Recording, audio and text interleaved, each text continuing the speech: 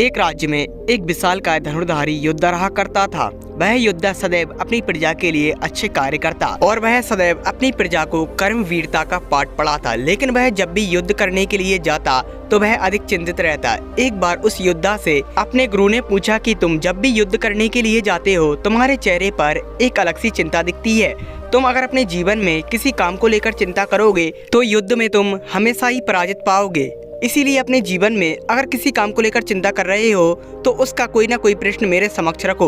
वह योद्धा कहता है, गुरुदेव मैं अपनी प्रजा की चिंता करता हूँ। अगर मैं किसी कारण युद्ध में मारा गया तो मेरी प्रजा कर्म के फलों से वंचित रह जाएगी और वह अपने जीवन में अच्छे कर्मों का कोई भी पाठ समझ नहीं पाएगी। वह कैसे अपने जीवन में अच्छे कर्म करते हैं इसका कोई ज्ञान प्राप्त नहीं कर पाएगी। मैं इसी कारण जब भी युद्ध करने के लिए जाता हूँ तो मैं इसी चिंता में रहता हूँ। गुरुदेव उस योद्धा से कहते हैं, कर्मवीर अपने जीवन में कर्म करते हैं, कभी चिंता नहीं। और तुम अपने जीवन में अपनी प्रजा के लिए सदैव अच्छा कर्म कर रहे हो। तुम जो अपनी प्रजा के प्राण बचाने के लिए युद्ध कर रहे हो वह एक सच्चा कर्म है और तुम्हें इसके लिए कभी भी कोई चिंता नहीं करनी चाहिए और तुम्हें सदैव अपने लक्ष्य पर कार्य करना चाहिए। कर्मवीर अपने जीवन में हमेशा कर्म करते हैं, चिंता नहीं। उस योद्धा को गुरुदेव की बात समझ आई और वह अपने युद्ध के लिए निकल पड़ा।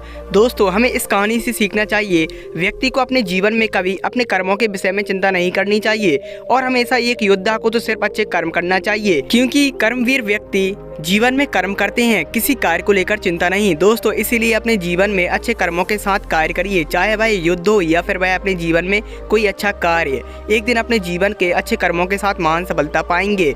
कर्मवीर हमेशा कर्म करते हैं, जीवन में चिंता नहीं करते।